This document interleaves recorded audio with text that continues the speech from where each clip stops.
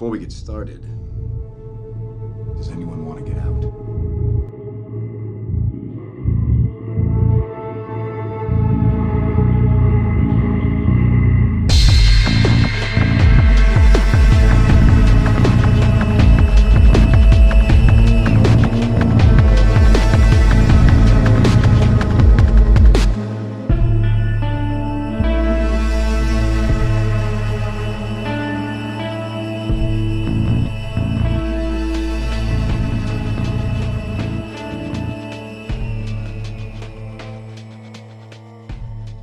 What's up, everybody? Welcome back to the Comic Blast podcast. I don't know what episode this is anymore, but we're like in three months now of consistent episodes. We're getting old. So I'm Keenan. I have Grayson with me, but we also have a special guest today. One of Grayson's best friends. Yeah, Cole is here. Buddy. Introduce yourself. Hello, my name is Cole. I hope everyone's doing all right. Yeah, they're doing great. Yeah, no. He's we've been wanting to get him on for a while. He's a big nerd like us and a big Star Wars fan, and we've been debating on getting him along. He doesn't live around here, so it's harder to get him on a on the podcast. Yeah. But yeah, it's exciting to have him here. I've been wanting to get him on for a while. Very honored to be here. Yeah, so that's Cole. He's in town, and we may have him on future episodes, or maybe doing something in the future with him, which is really cool. Mm-hmm. He's a big nerd like we are. Hopefully you don't take offense to that, because nerds are cool. Pride. Oh, no. Whenever someone calls me a nerd, I just say, well, thank you for the compliment. That's awesome. So we have a lot of stuff to talk about today. We normally record the episodes on Sundays. Today we're recording it on Monday, which thank God worked out for us really well, because the Spider-Man Far From Home trailer. Yes. We'll get to that in a bit. Yeah, so we're going to start off the show with talking a little bit about Endgame. Grayson, what do you got for us on Endgame? Dude, Endgame's been making bank, Keenan. I don't know if you know, but it's number 2 in the box office of all time already. Well, it broke number 2 in 11 days. Yes, and so that means it is right behind Avatar. And I feel like within the next few days, it's going to pass it. How many times have you guys seen it? I've seen it twice now. I think we're going to go see it one more time, right? I've seen it twice as well, yes. And we're gonna go see it another time. So, yeah, I've seen it twice as well. So, between all of us, it's 6 times, which is really cool. Yeah. I'm actually going to see it I'm going to Disney at the end of the month. I'm going to go see it at Disney Springs, which awesome. I'm really excited about. Oh. Yeah. The theater over there is pretty cool. But yeah, that sounds fun. I'm going to be seeing it a couple more times probably. I think, and that's probably why it's making so much money right now, is because I think they said statistically 85% more people were going to see it multiple times over compared to Infinity War. Right. So people have been like almost double the amount of people have seen this movie at least more than once. And that's because it's one of those movies like you almost kind of have to watch it more than once. Yeah, there's a lot that the movie has to offer, and with so much going on, you kind of, when the movie ends, you're just like, I kind of want to see that again, just to get, run it by me one more time. Like when you watched it the first time, Cole, are you just like, I think all of us, we kind of watched it and we were there for the plot. We were trying to see what would happen, what was the overarching story of this, and then the second time you kind of get to analyze those finer details. Right. I noticed through my second run through. It's really reminiscent of what I do with games and other movies, stuff like that. Yeah. Whenever I watch it or play it a second time, I always try to take a look at the finer details. Mm-hmm. And Endgame really has those to offer. There's a lot of little stuff that you didn't notice before. Yeah, you're rewarded basically for going through it multiple times. Right. Yeah, and I think it has more to offer that way, and you can even appreciate it more. I think that's why. There's some films that are meant to be watched once and then never really watched again. Yeah. And it's I can think of a few. Yeah, there's like, I'm like, I love that movie, I'm never watching it ever again. But there's other movies. I think I know what you're talking about. Don't you say it. Okay. If you're longtime listeners, you already know what he's talking about, and if you don't need to know. Anyways, and then there's other films for the Jedi. Shut up. So there's other films though that are made like, well, not made, but they're better every time you watch it. Like Infinity War was like that for me, and I think Endgame is definitely the same way as well. Last week I kind of got a lot of hate from some friends of mine who listened to the podcast because we got into a big discussion about Thor. Oh. Yeah, and Cole, are you? I wasn't a huge fan of Thor. Yeah. In this movie, but after seeing it a second time, it grew on me. I actually liked his art. So you only saw it once last week when he did the review, right? Yeah. Okay. And you had seen it twice. Yes. And after the second time, I really appreciated what they did with his character. So have you reverted your statement? Yes. So do you actually like Thor as a character in this movie? Nobody changed my mind. It was just me. Yeah. Like, I know people are gonna be like, "Oh, it's just because you got hate," but I actually. I mean, the really second viewing it. helps with that. Yeah. It does. Because honestly, I'll be honest with you, I felt the same way you did the first time around. I was like, I really wasn't a huge fan of Thor. Shock. Then I watched it again, and I really paid attention to what they said with Thor and his mother and Asgard, and that entire arc they were building up to that. Him and his discussion with Rocket, especially, and then at the end when he comes back as Thor, has Mjolnir and Stormbreaker in both hands. Like they did that character justice, and I'm excited for Guardians of the Galaxy Volume 3 when they start to I've been when saying him and that Star-Lord forever now, and it just it blows my mind that it's actually happening. Did you see my tweet that I sent yesterday about what my pitch for Guardians 3? Oh yeah, it's about them and their weight loss journey. Yeah. It's Thor and Star-Lord trying to get in shape and Star-Lord has the edge on Thor. That's true right now. But I'm just because I'm calling back to because Infinity War they make fun of him for being a little chubbier, which he does, but he doesn't look bad either. So it'd be funny just to he's not Chris Pratt of Guardians 1. Where Guardians he's just, 1, shredded. Dude, you can see if you watch Parks and Rec, you can see the difference, the seasonal difference, the premiere of I think it's season 5. Yeah. You can see the excuse they give him is just I just quit drinking a lot of beer and actually just started exercising more, and honestly that's just kind of working out. That's kind of partly what he said. Yeah. He said he stopped eating junk and just did stuff for an hour a day. Yeah, and that's all it takes. So, but I thought that'd be funny. It's like a bro workout video of them just getting in shape and eat your protein, don't eat junk food and stuff. Do you think Thor? The next time we see him is going to be the same way that he is? Do you think we're going to see him build up to be what he once was or better? Or do you think it'll do a little bit of a time jump where he's just changed alreally? I think he's going to still be... You think he'll still be chubby? Not as chubby, but I think he'll be he won't be nearly as ripped. And then, I don't know. I think it's going to be a time jump kind of thing. Because, Chris Hemsworth, he's got the bod. He wants to show off that bod. He doesn't have it, for any reason, you know what I mean? Except for, being, just because he's Thor, It's just I guess I was the same with you. I was really on the fence with Chubby Thor. Because chubby Thor. Because the thing is, it's so... The three, Iron Man, Cap, and Thor. I thought that they would have 3 movies, and then that would be it for them. Yeah.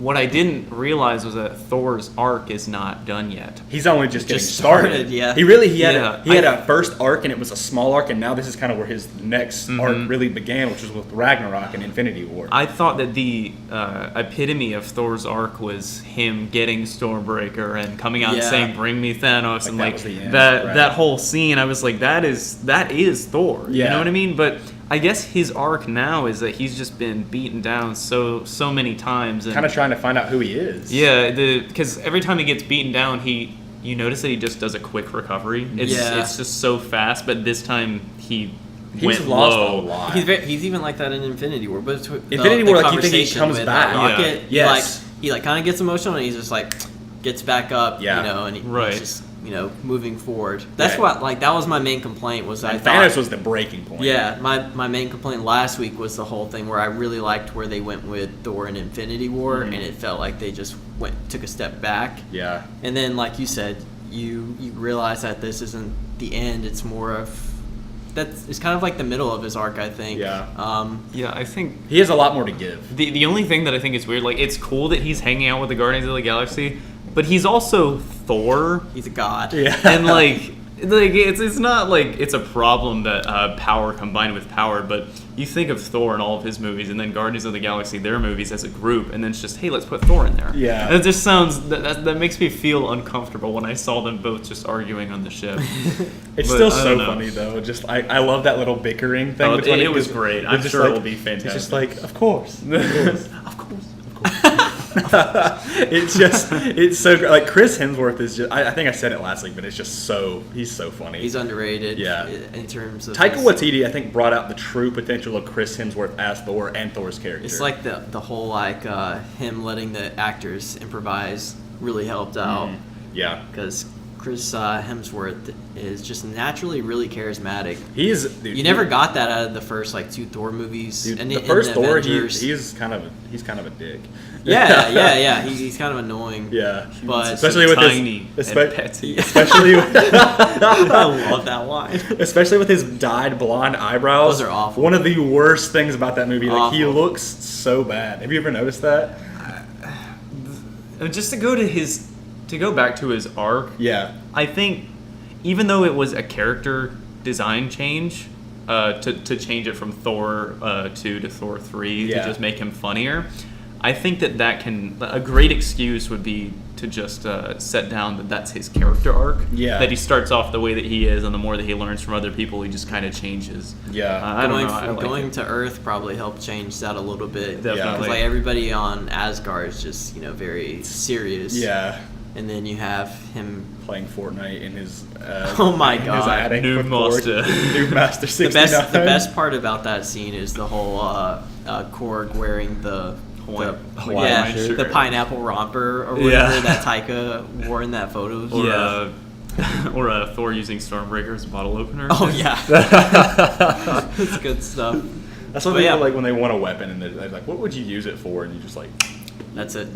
Just that. Yeah, it's awesome. But yeah, we still love Endgame, and we're probably gonna go see it again and feed it into its money. Do we all agree that it's gonna break Avatar's record? Yeah, there's no doubt about it. At this point, it keeps on skyrocketing. Yeah. So this past Friday, it had been out a week, so it's only been out for 10 days, 11 days. Now it's more. Because it opened up overseas like 2 days before us. So it was 11 days 11 this weekend. to 13. Yeah. So it hasn't. So it's not. It's almost at 2 weeks. Yeah. And this, if it's not by this weekend, it will be after this weekend. Because Yeah. there's people who still I still haven't seen it. It's gonna. So they usually keep movies in theaters about 3 months or so.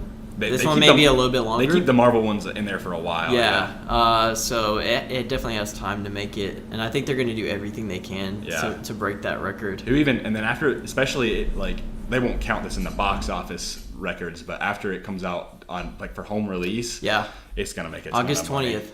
August 20th. Yeah. I could get it for my birthday. Yeah, they can pre-order it now. Here's the thing. Dude, I gotta get that steelbook. Me too. Here's something. How long, if at all, do you think it would take for any movie to break that record? God, I can't even see anything breaking it. For another movie coming out in the future. Yeah, when did Avatar come out? How long was that ago? It was 2008, 2010. I think. Oh, maybe. So it's been nearly 10 years. Yeah. I wonder how long it would take. The only thing that I could see beating Endgame is another Marvel movie that is bigger, as big, if not bigger, than Endgame, and that's not gonna happen for at least another decade. That, and you don't know what what it's going to be like. The MCU, but you're also losing a lot of major characters, so you're having to you're introducing lesser known characters. Yeah. But I think a big thing is, what if the superhero fatigue does end up happening? I don't think it will, but it could. Might. Yeah, I mean, I don't think it will be bad, but this is the height of superhero movies. I think Endgame was bar none. the peak. Yeah, this is probably going to be dubbed a certain age, like the superhero age or something like that. Probably. Yeah. Whether you like it or not, it is. It would either be just another highly anticipated movie, or perhaps even another technological advancement in film, like Avatar was. Right. They're making more Avatar movies. Dude, I'm not going to see Avatar 2. I don't care what you watch it be first VR film in cinema or something like that. Oh, yeah. That would be... James Cameron's working on something. I know he is. What? James Cameron, did he do Terminator? He did Terminator. He did Avatar, and he also did Titanic, which Titanic was just beat by Endgame and took number 2, so he's going to get beat twice, basically. That was because apparently Titanic was in theaters for so long. It was. Yeah. That was what my dad... That was a huge movie. Yeah. Why? I remember. Why? I think I was in first grade when that came out. It's a big ship, so that has to be a big movie. Yeah. Leonardo DiCaprio. I mean, that's it. Get him in the MCU. No. I mean, he could. He's playing. He's what's the thing he's doing again? With that movie where he's playing a bunch of roles. No, what's Captain Planet? What? He's doing Captain Planet? He's producing a Captain Planet movie. Oh, that's not gonna happen. Okay, well, it's happening. He has to do the with your powers combined. I am Captain Planet. Like if I can just hear him saying that on the big screen, I mean, is he going to be Captain Planet? I don't think so. I think he's just producing it because he's like really into environmental global warming and stuff like that. Yeah, stuff like that. Oh, like his Oscar speech. He just went out and did that. And it was great though. Yeah. He's a great guy. Yeah, I like Leonardo DiCaprio. A fantastic actor. I mean, you can't argue with it. One of the best of all time. Anyways, we love Endgame. Let's move on to the next thing. Because I'm excited about the next thing. Because today, luckily, the Far From Home trailer came out, as we mentioned earlier. And, I don't know. Let's just get into, you go ahead. What are your thoughts, Me? Keenan? Yeah. The action looks amazing. That was my biggest complaint about Homecoming. Yeah. Was the action. That scene where he's in, that bar or whatever, that was sick. I actually was not expecting him to still have the Iron Spider suit, and I think they were keeping that under wraps because of the Endgame spoilers. Sure. I'm glad that the way that they did address that there was going to be spoilers for Endgame. Very considerate and thoughtful because I know some people still have not seen it. Right. But I'm glad that they were able to show stuff now because Endgame was out. Yeah. Wasn't expecting him to have the Iron Spider suit though. It's really cool that he does, but the action does look really cool. So much better in my opinion. And to be honest, this movie looks so much more different than what the first trailer made it out to be because it acknowledges what happens in Endgame. There wasn't a lot that they can include in the first trailers, obviously. So there's something that I'm kind of on the edge about, and it's kind of bothering me, but they say it a line, it's like the world needs the next Iron Man. I'm like, yeah. I'm not. What are your guys' thoughts on that whole thing? Yeah, go ahead. When he says the world needs its next Iron Man, how old is Peter right now? He's got to be 16. 16 years old. Do you think he could really pull that off to be Iron Man right now, like the successor to be Iron Man? No, definitely not. That is a lot to put on his plate, and given he does amazing in the fight scenes in both Infinity War and Endgame. You know that he's got his stuff, but there are also times when he's just a kid. He's still a kid. Why would it's superpowers or not? I can't imagine. I mean, maybe S.H.I.E.L.D. will do it. I don't know, but to put him in such big shoes to fill right now, it doesn't seem very realistic to me. I don't either. And the thing that bothers me most about it is he doesn't need to be the next Iron Man. He needs to be a better Spider-Man. That's the thing is he doesn't need to live. And I think maybe the movie's going to make that a thing. As I think it's going to be you don't need to be Iron Man. Yeah. You need to, I want Spider-Man's arc throughout his movies, because there's probably going to be more than 3 movies. I anticipate. Yeah. I know there's at least going to be 3, but there'll probably be more. Is that he develops into his own man. He doesn't need to live in the shadow of Tony Stark. He can be his own person and develop into his own hero that the world needs. And I'm sure that's what the arc will be. Yeah, I think that's the whole point of the story. And I like that. I think he's going to try to achieve that. Yeah. Just trying to live in the legacy of Tony Stark. Yeah.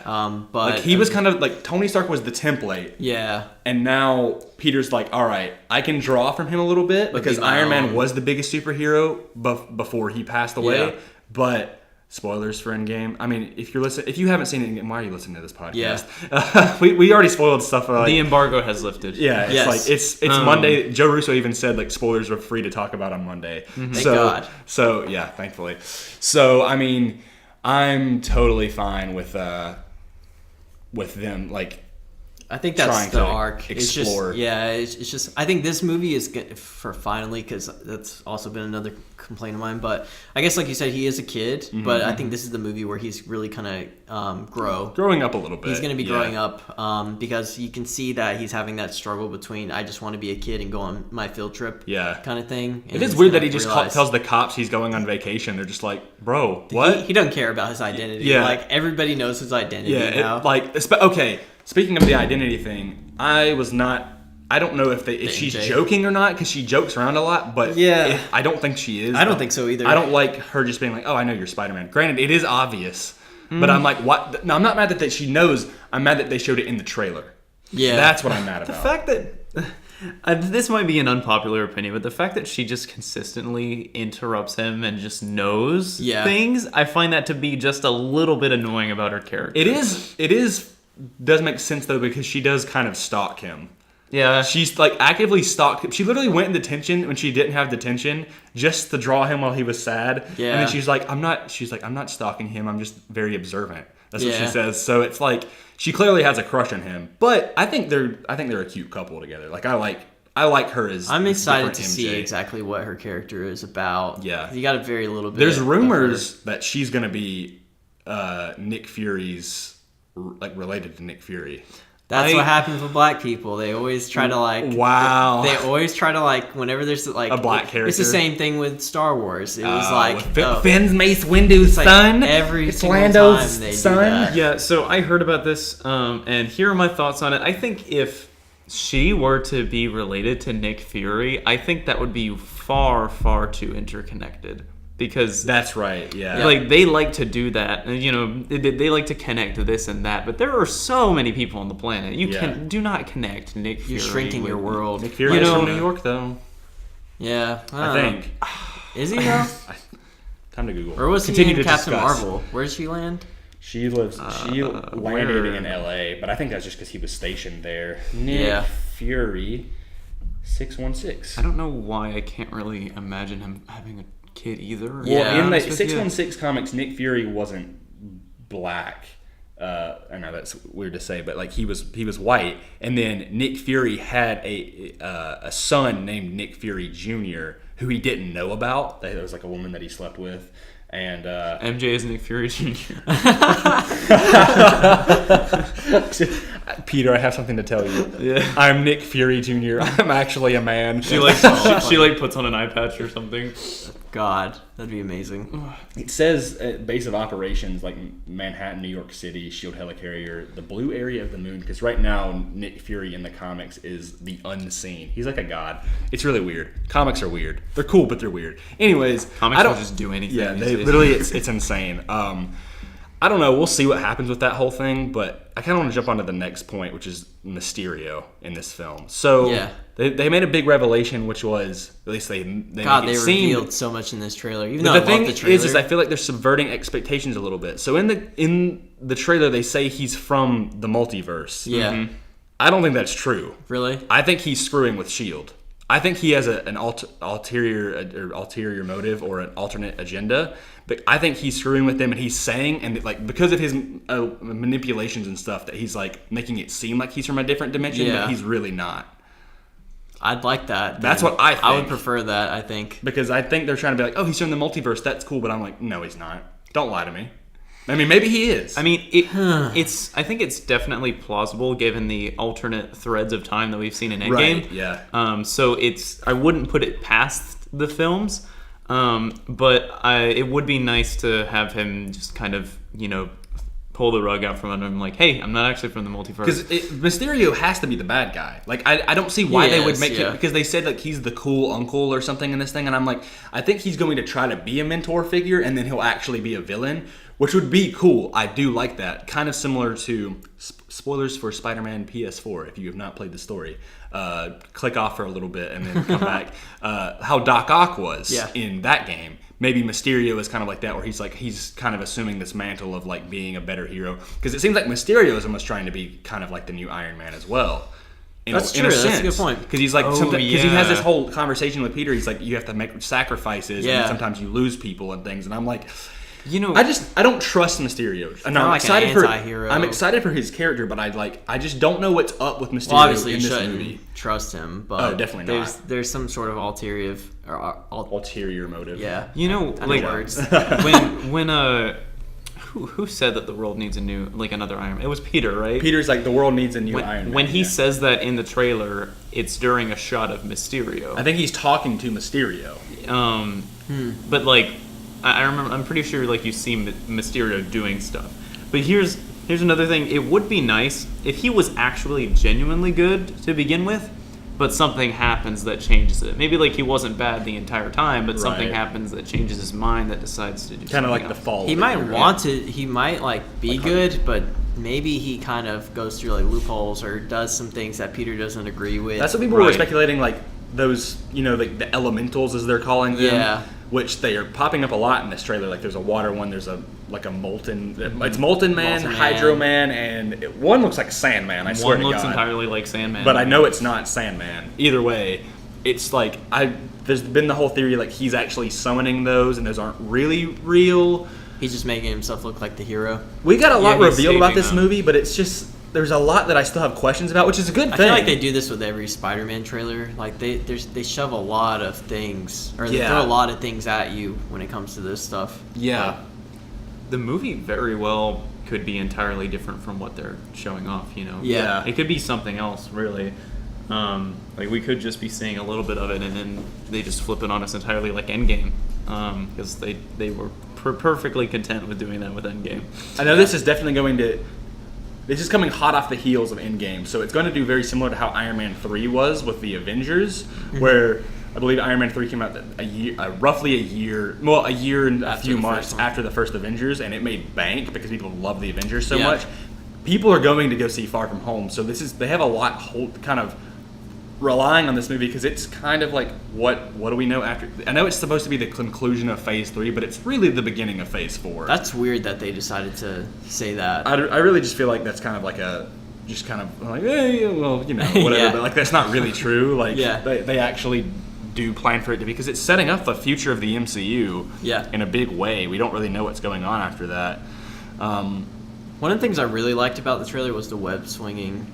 Same. Yeah. There was some really cool web swinging shot. That final shot of when there's like fire running up the wall, and then he does that backflip. I was like, that was cool. And also that suit, that stealth suit, I love that. I like that. Very Spider-Man Noir-esque, but like modernized. Oh, so I brought this up earlier, not on the podcast, but you know, I was wondering why we see the Iron Spider suit and then also the Homecoming suit. Like, why would he take it off? You know, if it was so good. Yeah. Maybe something happens to it, or maybe he doesn't want to wear it because it reminds him of Tony. That's actually a good idea. He starts. You think he probably starts off the movie with the Iron Spider, right? And that's what it looks like. There's the thing where he doesn't want to pack a suit to the airport. That's right, because he does, and then like maybe his mom throws it in his case or something like. Because it ends up in his case. Dead. His mom or his aunt. His aunt throws it in his suitcase maybe or something like that. Like, that's weird to think, because Aunt May still knows he's Peter. Or no, that's really like Aunt May knows he's Peter. We're all screwing up. It's okay. Aunt May knows he's Spider-Man. Man, Spider-Man is weird in the MCU. It is. I don't mind that they're doing different. They actually nail the character. Yeah. But everything else around it is so different. Yeah. Around his world is so different from Come to think of it, like it's shaping up to have 4 different variances of a suit in that movie. You've got the Iron Spider, the Homecoming suit that kind of has like black instead of blue, and then there's that suit that looks like the Noir suit, but I'll call it the Shield suit from right now. Yeah. More suits. Yeah. Sells more toys. Yeah, that's very true. Some of the toys are just wild. They're like, hey, let's just make it blue and red instead of red and blue. Let's like give him this like a freaking jetpack and like all of this stuff. I'm just like, you gotta stop. I remember buying toys like that when I was a kid. I did too. I didn't care for those toys because I was like, that's not in the movie. That's stupid. I mean, I kind of ate that stuff up as a kid. Like, I used to buy. I mean, it makes some money. Yeah. Even though they're really crappy toys nowadays. Toys have decreased in quality. So bad these days. Because I'm thinking about, like, do you remember the Raimi toys, like, for the Raimi movies? Dude, I and had stuff? all of them, I swear to you. I still have the, I forgot to bring it. Damn it, Cole. No, I'm kidding. I don't remember that. He had this side topic. He had this Sam Raimi, like, action figure of the Sam Raimi. I was about to say, where did you get that? He has the camera. Yeah. But no, Sam Raimi, like Spider-Man's. The Raimi suit. And he was going to give it to me, but he forgot it. But it's okay. I remember having that one and the Green Goblin with the glider. I have that in my shelf. Yeah, I do. Okay, I also have one of him, like, Spider-Man just totally beat up from Spider-Man 1. Yeah, dude, I remember that. They were so highly detailed. Yeah. Like, and they were also big. Now they're, like, really tiny. They're, like, 3 inches. They used to be, like... And then it's, like, $20. Yeah. They used to be, like, 8 inches and were, like, super articulated and stuff. Like, man, what happened? I think their manufacturers are starting to realize that they're kids and they shouldn't put that much care into it anyway. Yeah. Whereas when you take a look at some of the old toys that one I used to get like the Halo Reach like action. They were meticulously modeled. The McFarlane Toys ones, yes, they have some great ones. I love how we bounced onto the topic of toys. I mean, toys are really cool. I love collectibles and stuff. It's really cool. I mean, Pop Funkos though are kind of like our go-to things now. That's the thing now. Yeah. Oh, I used to hate them everywhere until I got one, and now I have like that was 35. me. Yeah. I got like one sent to me, and then after that, it was game over. Exactly. Yeah. I had none, and I was like, Pop Funkos are stupid. They look like baby toys. And then my friend Jesse gave me Batman Beyond, and I'm like, I gotta get them all. Dude, they really are kind of like a little kid toy. They got these giant like black they're eyeballs. cute, but that's exactly what I thought when I first saw them. Like when The Last Jedi was coming out, this was as I was getting into Pops. Like I was like. My friend pointed out, he was like, "You like Luke, right?" I was like, "Yeah, but that design looks so stupid." I'm like, "It's just it's Luke with a fat head and just it's Luke with a fat head and just complete black soulless eyes." And then like I got my first one, which was man, it's escaping me. I don't know. What was your first one, Keenan? It was something from Captain America: Civil War. Oh, it was one of the first.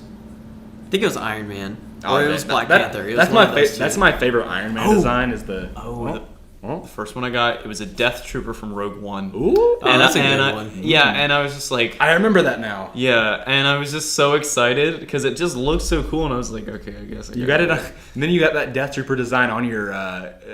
Is this illegal to say? I don't know. If anyone sees a debit card with the Death Trooper design on it, it's mine. Yeah, he got it like because it was really cool. You wanted to get one. It was Luke and Darth Vader like fighting. Luke versus Vader on Bespin. Yeah, where they both ignite their sabers. But BB&T said I couldn't do it because it showed weapons on the card. Are you serious? Yeah, and I mean, lightsabers are technically a weapon that can cut through just about anything. So. I mean, I guess it's a weapon. Wow. Lightsabers? No, it's too traumatic. I literally got a professional email that was sent back. I was like, you can't do it. BB&T emailed you about a lightsaber on the card. Yeah, because they made it. Oh my god. I got it, and they were like, so you can put your custom picture on it. Just no weapons. I was like, all right. So I went back, and I thought to myself, I mean, it's Star Wars. Is someone gonna get offended if they see a lightsaber? There's not real lightsabers don't exist. Yeah, glowing colors. So I submitted the photo, and then like 2 days later, maybe it was a rigorous process. I got a. Is this really a weapon, guys? Yeah. All right, is this a weapon? There was like a civil war in the office. Yeah. There was BB&T just was split. They're like, lightsabers are not weapons; they're tools of the Jedi. They're like tallying like votes. I'm offended by lightsaber injustice. Yeah, I got this professional email that said that it was declined because there's a weapon on there, and I guess there's two weapons on there because they're fighting with them. So then you chose a Death Trooper, which is a good. I chose a Death Trooper. It has death in the name. That's so funny. Oh my god. It is what it is. I'm pretty sure you can see his gun, like some of his. It's just like he had a blaster. I would understand. Like if there's a blaster, like you're actually holding like a gun. Okay. Like it's like this. Okay. Oh yeah. You just see. We're looking at it right now for the record. Yeah. we need a camera. Yeah. No. Yeah. Just not like credit card information. Yeah. Just let you guys know we actually are in a different room. So if the audio does sound different, we should have addressed this at the beginning, but we're kind of in the works of starting our set so you can actually have a camera and record us visually so you can see us, even though I look like crap right now, so I'm glad we're not recording it. But we're working on it. So if there are some noise issues and maybe a little bit of echo, we are trying to get better at that. But it's a work in progress, and we're going to try to make it as best as possible for you guys. The thing, we record with one mic between all three of us right now. We got to get more. Yeah, so once we get that situated and we have each have a mic in front of our faces, we'll have much better sound. We're going to be pros, with man. some headsets. Yeah, yes. Definitely. That'd be so great to help block out background noise. But anything else besides to go back to Far From Home? Anything else you guys wanted to talk about? It's definitely something that I'm very excited for, and I'm glad that they're starting off the next phase, if that's what you want to call it, with Spider-Man. Yeah, I agree. Because He's gonna be like he's the biggest character. He's the now. centerpiece of the MCU. It's all about, he's trying to pick up where Tony left off because he was basically his ward, as Doctor Strange said. Yeah. And I just another point, like a final point. I think that it's so interesting because you see a shot of it in Endgame as well. After everything, that Peter, his eyes are so just red, and it chokes me up when I see that. Yeah, and it made me think if like maybe Peter has some slight, post-traumatic stress disorder from Endgame. He went into space, he died, and then he came back, and then his father figure died. He literally fought in a war, like however not long or short it was. The Infinity War. Yeah, and that would be traumatic for a 16-year-old. Although almost die several times. In his eyes, he didn't feel like he died. Like he was like, he's like, I don't feel so good. But then he woke up and he's like, oh, he should have known that he died though. Everybody died before him. Yeah, exactly. Yeah. He was like, he literally was like, that's a weird discrepancy now that I think about it. Like, he was like, I must have passed out. Yeah, I'm like, dude, you just saw everybody turn to dust. Yeah. Unless his memory's foggy. I guess his mindset is like, they turned to dust. He said that he got all dusty, so he knew that he did the same way like that they did. Yeah. But he woke up. Maybe he just didn't think he died. He probably didn't think that he died because he just woke up right after. Yeah. So he felt like he just kind of went unconscious because I guess that's what it felt like. Yeah. And I guess I also wonder if like he would be freaking out after. You remember when what does Thanos say, like rain fire or something? Like all the missiles down. Yeah, exactly what he says. And he's literally. Like Spider-Man is literally just holding the gauntlet and on for dear life while it's just coming down. That part is like, that's an intense scene. He's just curled up in a ball on this massive battlefield of Chitauri and all of Thanos' army versus the entirety of like the sorcerers and Wakanda and Asgard. I'm gonna go see it now. I've literally watched that scene probably like 25 times because it's online. Please pause for a theater break. Yeah. I would honestly, I would just watch that last part over and over and over again. Like it's so hype. Oh man, Endgame is great. I think so. The Russos, I think with Spider-Man, like going back to the action because that was like just a main thing. Yeah. And the web swinging and everything like that. I think the Russos did probably the best with that. And it seems like they're kind of carrying over with that style. It does, coming over into this movie. They're really utilizing his assets and stuff or whatever. I thought Homecoming had good action. In my opinion, the boat fight where he's got all of his gadgets and stuff, like that's a really good fight. In my opinion, Homecoming is fun. I like that movie. That's one of my. That's how I describe it. It's just a fun movie. I love Homecoming, but that's just because like I've seen it so many times and it's just so near and dear to my heart. Like it's each of the kind of going a little bit of a Spider-Man right here.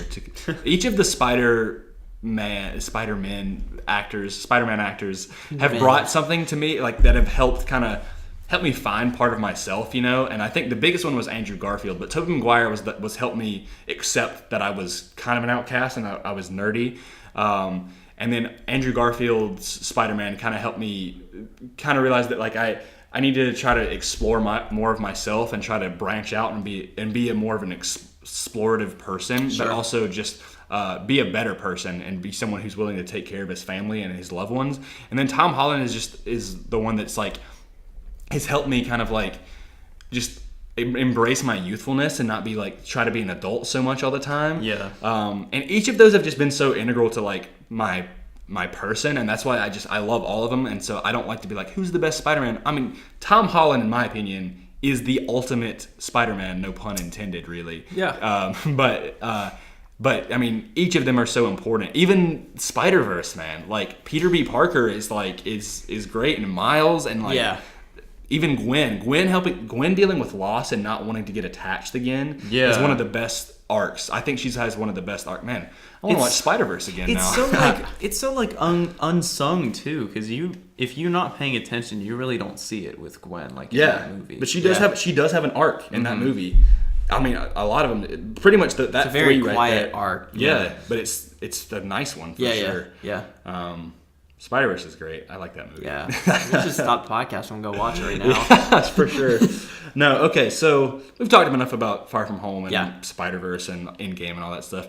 Another interesting news piece that I wanted to talk about, because I get personally excited about it, and I know Cole is a massive fan of this character. I don't know about anybody who's listening to the podcast, but the writers of Endgame have stated that they would love to write a Moon Knight movie. Oh, they wanted to. Yes. See, when you mentioned this to me, you just said writers, and I was like, "What writers?" Yeah, no. So the writers for Endgame. Yeah, and I believe it is. Russo's did, right? I believe it's like Martin or like it's Marcus. It's Marcus McFeely and Christopher or Chris something. I don't know. Chris Stuckman. No. Zod snap. Marcus. Christopher Marcus and something McFeely. Scott McFeely or something. I don't know. Either way, doesn't matter. Maybe I'll look them up. But they want to do a Moon Knight movie, and Cole, go ahead. Express your thoughts on this. Okay, so like. Moon Knight, I love Moon Knight so much, okay? Moon Knight is such an underrated character that I think it would be an absolute shame if he didn't come up. And also, I think it's really unfair since you love Spider-Man and another friend of ours loves Doctor Strange. Yeah. So, like, you guys get to see them in the movies, but I can't see Moon Knight in the MCU. Yeah. You know what I mean? Yeah. I know. I heard that they were interested in making a Netflix show for him because like they got the rights. Yeah. Did they? Who has the rights? But before Netflix kind of let everything go, yeah. I heard that they had acquired the rights to Moon Knight. I don't know if that's true or not. But yeah, I did hear about that. I heard about it. It might not be true because I guess it doesn't matter because they didn't do anything with it, but. Now that the writers of Endgame are interested in making a Moon Knight movie, I'd love it. That could be a great opportunity, especially because Moon Knight has severe schizophrenia and like I'm pretty sure DID. Yeah. Like straight up Split. Yeah. So, like Split was a great opportunity, even though it didn't put schizophrenia in a good light at all. Yeah. Moon Knight could probably do that. In a good way, because there are a lot of, I guess, minorities that need to come into light for mass media to make them, like to give everybody representation. Yeah. And even though there might not be that many people that can identify with schizophrenia, people could at least be glad that, hey, here's a hero that is amazing and has got like some mental stuff going on. He's just honestly put him in there. He's like a hero at sometimes, and then he's honestly like a really dark anti-hero at other times. Right. Because not to be blunt, but he straight up beats the crap out of people. Like he started off, to be honest, as just kind of a knockoff Batman, really, with a little bit of powers, but they've really elevated his character. Like currently, he has all of these split personalities. Where like one, like explain some of the personalities. Like there's one where he's like in a suit and tie. They're without going into like too many details, they're all so various that if the movie decided to explore all of them, it would be such a nice consistent change of pace. Yeah, because like changes of pace aren't always the greatest thing, but you could see certain parts of the movie. If you don't like this one personality, it'll change eventually, and there'll be this one guy. And theoretically, you've got this whole cast of characters going on with just one. Yeah, and so it could be a really great solo movie for him. I think. And not to mention, Moon Knight, as the years have gone on, he has elevated as a character. He's elevated as a character with his connection to Khonshu, like the Khonshu, the god, the Egyptian moon god. Yeah, and it's the more time goes on, the more he deviates away from being like Batman. So you don't hear that as often anymore. Yeah, he's very unique. He's a very unique character now. And I just think it'd be a great opportunity for him to be in a film. Yeah, I think my biggest comparison is that they got such a small character. Well, not a small character. In the comics, he's very big. But Doctor Strange they did that pretty early on. Yeah, like within the MCU, they did it within 2016, and they planned it since like 2014. I think that was in the lineup. Actually, 2014 is when they announced that. He was a very necessary character, though. Oh, for sure. Like he was absolutely necessary for the arc they were going for, and I found him to be like. I love Doctor Strange. That movie, like that movie. God, I love his character. Yeah. Doctor Strange is one of my favorite characters in the MCU as of currently. I didn't care so much about Doctor Strange until that. Yeah. Like I liked his run-ins whenever the few times he ran into like Peter Parker or something like that. Yeah. But before that movie, and then Endgame, or not Endgame, Infinity War really elevated that character. Oh yeah. And now he's just like, I always tell you, he always like brings like this sense of like calmness, or not necessarily calmness, but you feel so much safer with him on your side. Oh, for sure. And Stephen Strange has an amazing character arc as well. Yeah. I think he really even from the first movie, he has a great arc, and then just the other movies, Infinity War really escalated that as well. I think just to show him like how far he's come since he was just a jerk surgeon. Sure. Yeah. So that's what I'm saying. I'm like, if they do a character like Moon Knight, I mean, I think he's really risen in popularity. I'd put him in. Honestly, I'd put him in like a B-list character. I think he used to be kind of like C-D list. Well, if you get writers like, okay, so it's Stephen McFeely and Christopher Marcus. Yeah. I think they've proven that they're capable of writing great films. I think they've done every film that they've worked with the Russos on. So from Winter Soldier to this. I know they definitely did Civil War, Infinity War, and Endgame. So what if the Russo bros came back to do Moon Knight? I think, well, maybe, but probably not. But no, I mean, down the road. I think Kevin Feige is like more than willing to let them play with that character. Oh yeah, he would be a ton of fun. And then guess what? Then when they did that, then they could do a Web of Shadows movie. Oh, they totally could do. Oh, and they could bring Vulture back for that one as well. Except they'll never do it because Venom exists. Unfortunately, we have the multiverse now. Maybe that scares me. I don't like that. That's the only reason I don't want the multiverse. Yes, I'm like, the multiverse scares me now because so many more things could happen. I could totally see them 10 years down the line or so. They could bring Chris Evans or Robert Downey Jr. back to reprise their roles. Sure, like in one small thing. So I just. There's so many opportunities now that the multiverse is open. If it is, pretty sure it is. Yeah. But yeah, I think Moon Knight would be so awesome. He's definitely like one of my favorite one of my favorite characters that's really underrated. Yeah, and here's another thing. If they really do plan to do as much as we hear that they're going to do, like continue the MCU, they need more heroes. Yeah. And if they're interested in writing a Moon Knight movie, I mean, hey, he's open. So. Yeah. They do need more heroes now. Yeah. I mean, Thor's not going to have his own franchise. He's going to be a part of the Guardians, more than likely. We assume, yeah. So what do we have? We have, obviously, we'll get Doctor Strange 2. We'll get Black Panther, Captain Marvel, Spider-Man. Definitely a lot more Spider-Man. I feel like we're missing one. I mean, they're doing that Shang-Chi. They're doing the Eternals. Eventually, they have to do Fantastic Four. It's gonna happen. Oh, that would be great if they did. I hope they do that sooner than later. I hope so. I hope it's within like at the minimum at the minimum I think it's probably gonna be around 5 years, but still. Oh boy. But still, like it'll be worth it. I'll be 32. Oh my god. Your face. Yeah, I'll be 32 when Fantastic Four comes out. I know. Be Mr. Fantastic. Wait a minute. You're 26, correct? Yeah, I'll be 27 this month. Yeah. So, we gotta have a birthday celebration for Keenan. Dude, I totally forgot that you were. How old did you think he was? It's like a running joke. I thought he was. I thought he was 19, like us. I mean, you really thought he was 19? I always thought he was like maybe 22. I usually get like 21. Yeah. But I mean, that's a good thing. I mean, I guess it's because I also forgot where you met him. Yeah. You know, it's Celebration 2017, which we should transition to, because guess what? 2 days ago was May the 4th. Was it 2 days ago? Yes. Oh yeah. Yesterday was Revenge of the 5th or Cinco de Mayo. Pick your poison. But yeah. So in honor of that, like especially with the recent Star Wars news and a lot of that, like I've really been rejuvenated with like Star Wars and stuff. Don't you dare bring up The Last Jedi. Dude, I was literally in my mind. I was like, don't bring it up. Oh my god. But I kind of wanted to talk about just kind of go on a discussion and just talk about like what Star Wars means to us. Did either of you guys watch any Star Wars movies on May the 4th? I didn't. Which is like rare. No, because I've been so busy with work and stuff. However, him and I use proper grammar.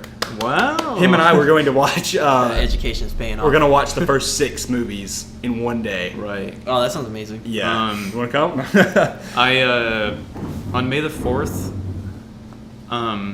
I was working the entire day. Yeah. However, when I went into work, I was allowed to wear a Star Wars shirt. Nice. And I got a lot of people that called that out, and I was like, yeah, man, may the 4th be with you. And stuff like that. I played Star Wars. So I work at a coffee shop. That's right. I saw that Instagram. Played Star Wars over the speakers. Yeah. So you played, what was it, Rey's theme, and then... Yeah, I just played The Force Awakens. Rey's theme it's great. Rey's theme is good. I think my favorite track, though, of The Force Awakens has to be the Jedi Steps and finale. Oh, yeah, that's a good one, too. Too bad it's so disappointing. I'm kidding. Dude, why'd you do that to me? I'm sorry. I had to, Keenan. Okay, thanks. It's okay. Get over it.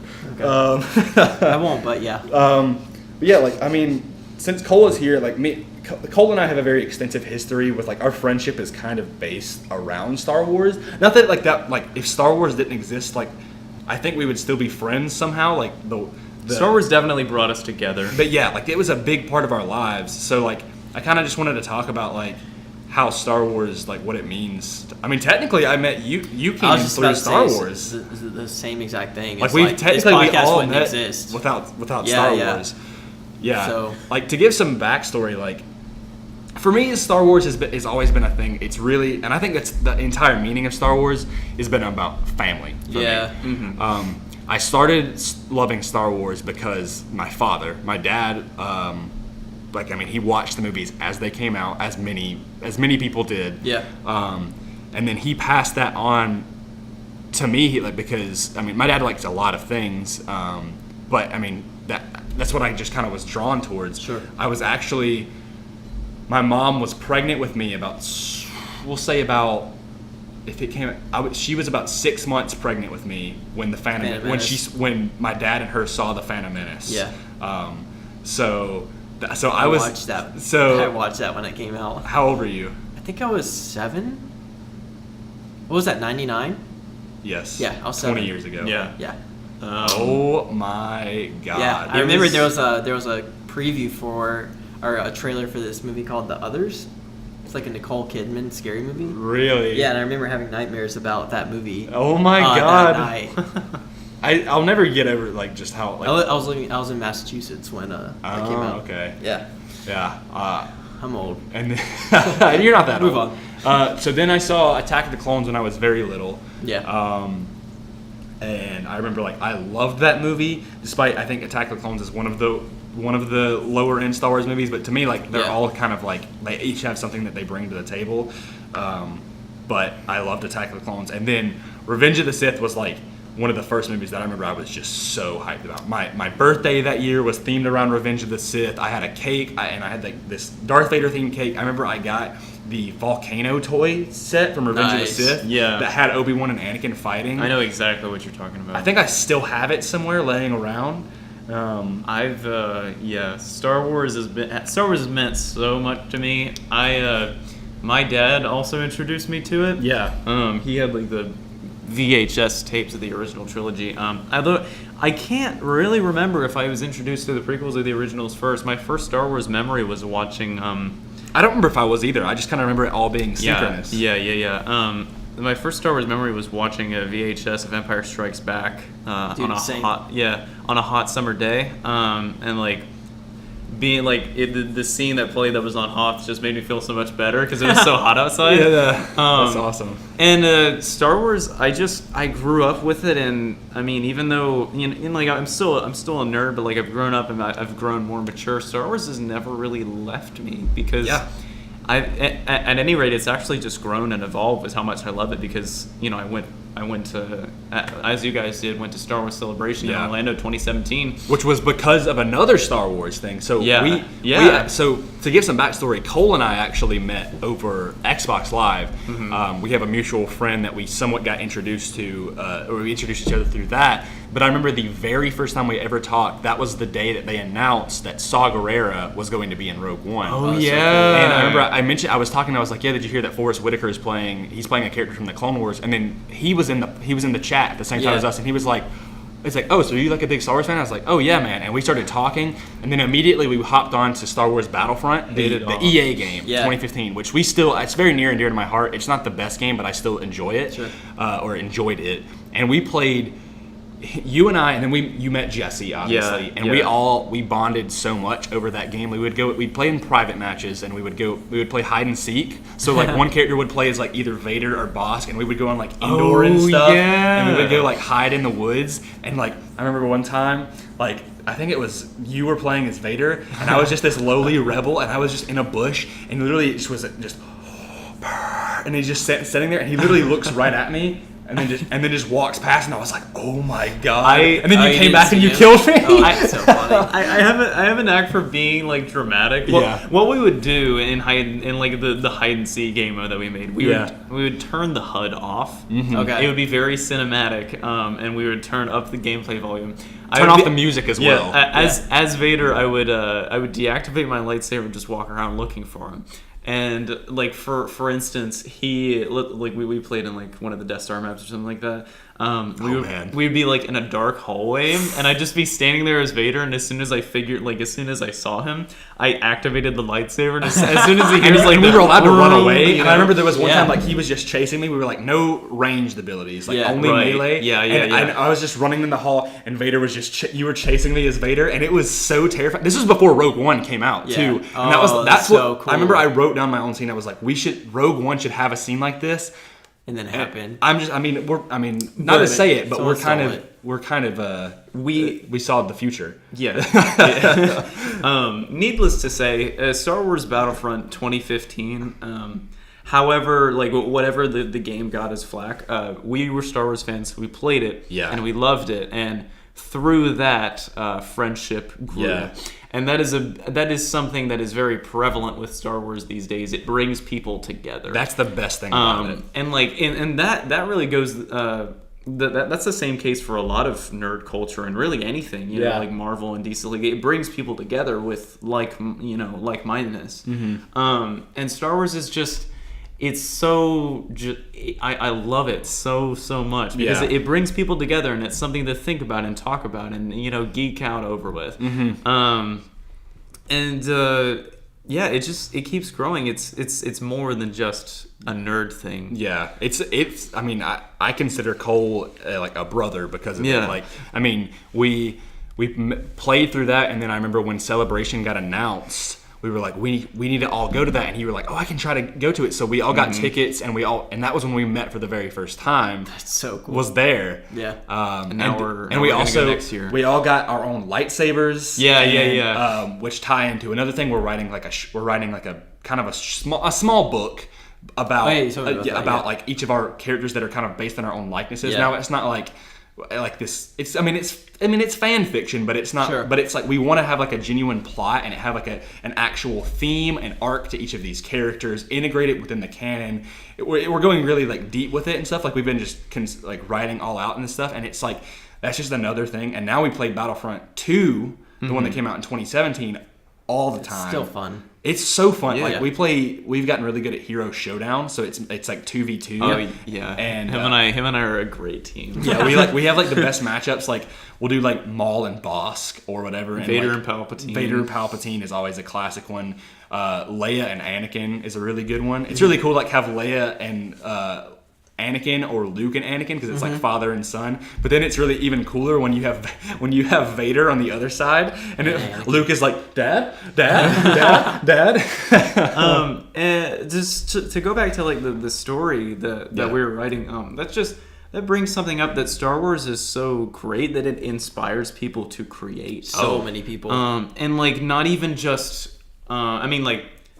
you can think about it in terms of Star Wars. It inspired us to create this story, and it inspires people to create cosplays where they put in costumes and go out and stuff like that. Art, and fan films, and like Star Wars makes foundations. Like it has done so many great things. Like Peter Mayhew, the actor of Chewbacca, who unfortunately passed away a few days ago. Yes, unfortunately. May he rest in peace. He was he did many foundations to set up a legendary character. I mean, he charities was and stuff like that. Yeah, he was like a fantastic person and like really kind of shaped a legacy for Star Wars fans and I mean for the character of Chewbacca. Yeah, and it is so long running Star Wars that like when we go to a Star Wars event, you will see normally someone taking along their kid who was wearing a Star Wars costume. Yeah. And it makes me think back to the days when I remember I cosplayed as Jango Fett for one Halloween, or like for a 501st Trooper. Like that's just the same thing. Like kids will do that, and it's why I support. Sorry, Keenan. It's why I support the sequel trilogy. I love the sequel trilogy. Like, he loves The Force Awakens. I love The Force Awakens. Like the fact, not like we won't talk about the middle movie specifically, but it's the same thing, because original trilogy fans did not like the prequels when they first came out. Right. But these kids that are seeing the sequel trilogy, they are loving it. Yeah. And they are dressing up as Rey and Kylo Ren and stuff like that. And that is just that's so great to see, because this is the next generation of Star Wars It's a generational thing, but it's a family thing, and it helps like bring people together. Yeah, it's this thing that across decades, generations now, that has brought people and families together. The movies kind of echo real life in a sense, so it's like every generation has a legend, and it's like it kind of ties in with real life. Like everyone kind of identifies with their own generation of Star Wars. I mean, I love all of Star Wars, but like I identify with the prequels. I think the prequels is probably what I love the most. But I mean, I love the originals, like almost tied to it, but it's like maybe like 1% I know a lot of people less. who are like that though, who grew up with them, and it's just like they love those more than. And I know you haven't been like you really got into Star Wars with The Force Awakens, but like backing up, the first memory I have of Star Wars is like Empire Strikes Back on VHS. I don't know how it ended up in our house, because no one in my family is like Star Wars fans. Yeah. But I remember just rewatching it multiple times. Yeah. Like it'd be one of those things I can just rewind it. And take the 5 minutes to rewind. And then go back and rewatch it again.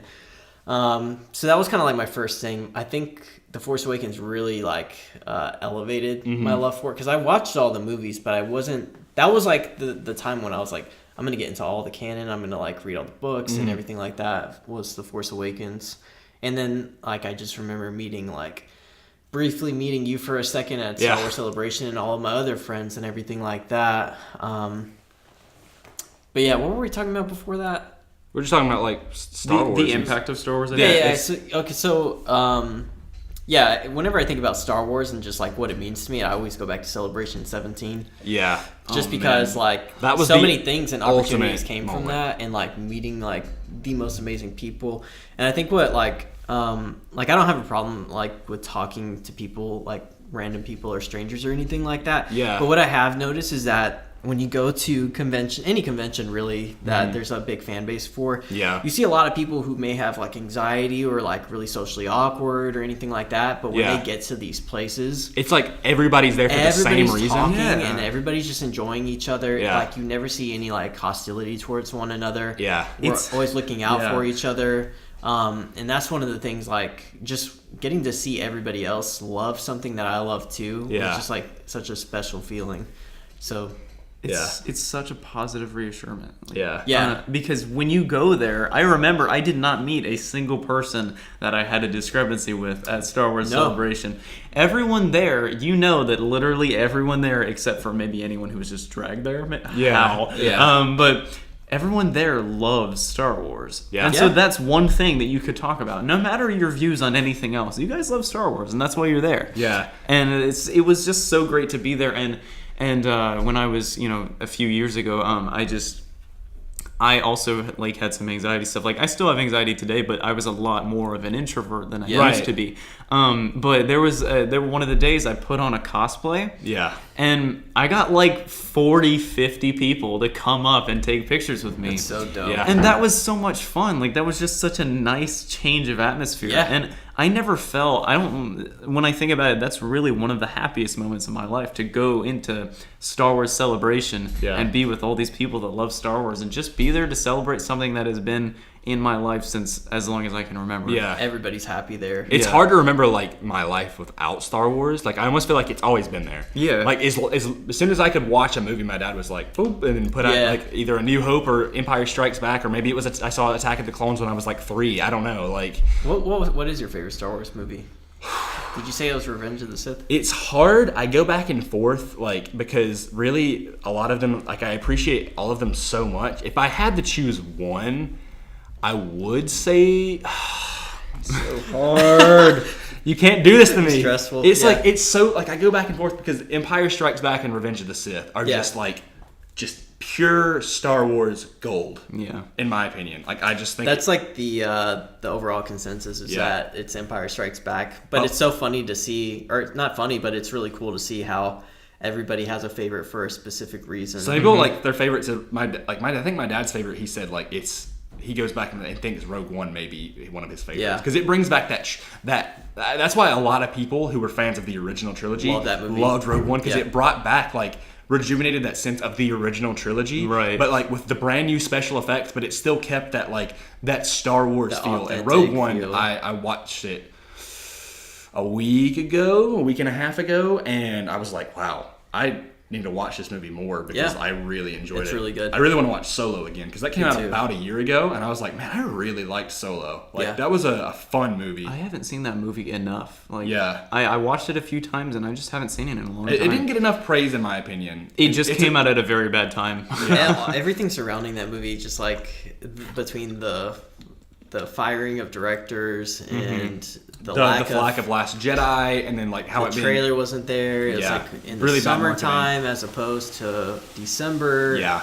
Infinity War came out. Deadpool came out. Oh, that's true. Yeah. There was like another movie I think that came out, but yeah, there was a lot going on.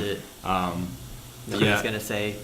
Tell me the odds. Thank you. Oh my god. Back to favorites. I'm really the same case that he is. Empire Strikes Back and Revenge of the Sith are really neck and neck for me because Empire Strikes Back it's one of the best sequels of all time. And it's a fantastic Star Wars movie. It literally has everything that you're looking for if you're looking for a Star Wars movie. But then Revenge of the Sith was the culmination of my trilogy that I grew up with. Yeah.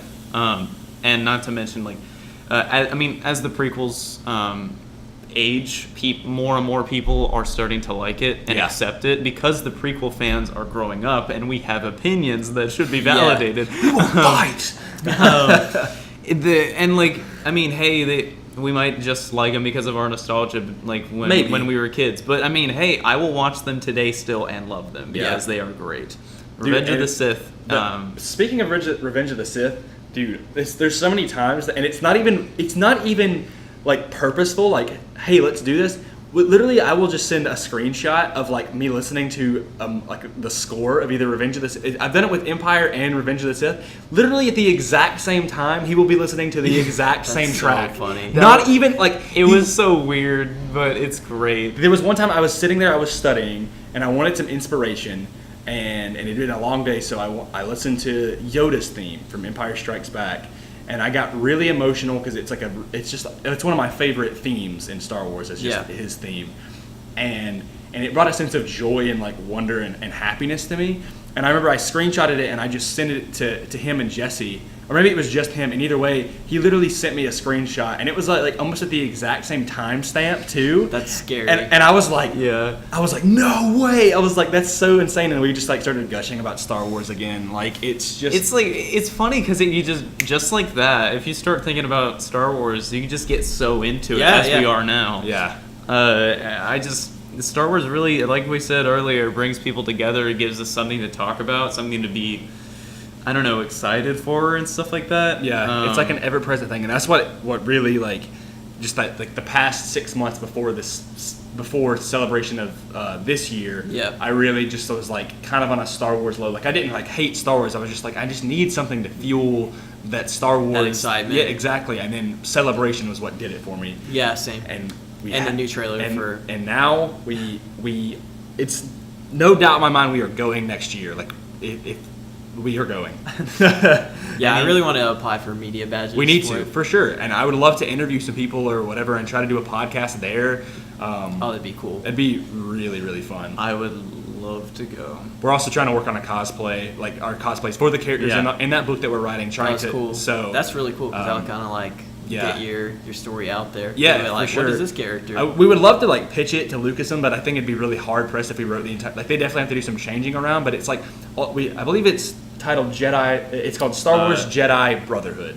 That's what cool. It's called. Yeah, Jedi Brotherhood. The overarching theme of it is about in the end like a brotherhood and like friendship is like a conquering emotion and like part of people's lives, and I wanted it to we wanted it to echo how like him and I and Jesse, a friend of ours, we're all kind of like we're brothers because of Star Wars, but like but putting it within a story and just showing that like we can put it in this universe and have characters based off our own likenesses. It's such a Star Wars theme too. I was gonna bring that up. Star Wars just has this overarching theme of not just family, but friendship and brotherhood and redemption. You know, you see these characters make mistakes, and I often find inspiration for it. You know, like not just in Star Wars, in a lot of other pieces of media, that things will happen to characters, but they always grow from it. Yep. You know. And like people can make mistakes, but they can also come back from them. Yeah. And you know, it's just it helps with you know poor times in life to know that. I mean, of course, it's fiction, but it really helps you out because these characters that you grew up with, you know that they've also made mistakes and they come back from it. No one's perfect. Really. Yeah. So Star Wars really teaches kids those values. I think. Yeah, it's so one of the important best to our culture. Oh yeah. I mean, I'm imagining a world without Star Wars, and it's just like there's just so much that gives. Yeah. Thor: The Dark World. I don't know why I said that.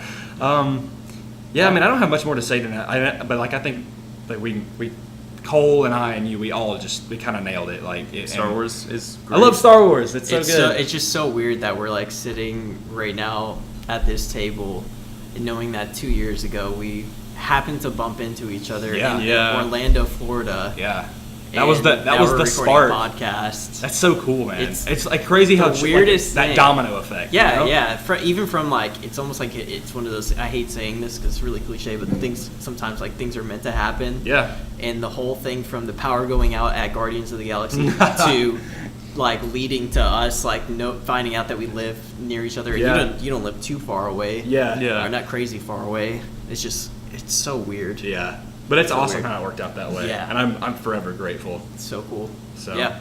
So yeah, I think that kind of wraps up the podcast. That was a good discussion. I like that. Yeah, I'm glad it was in honor of May the 4th because I really wanted to talk about Star Wars with both of you guys, especially with Cole being here as a guest. Yeah. Where Star Wars means so much to us, as we expressed, and it really lined up with May the 4th and just celebrating Star Wars. We should have everybody because we get a few listens on YouTube. Anyone who's listening on YouTube, to comment down below. Please, what that'd Star be Wars amazing. means to you, or if you have like a specific memory that you would like to bring up or share with us, that'd be really cool. Either that, or you can tweet it at us.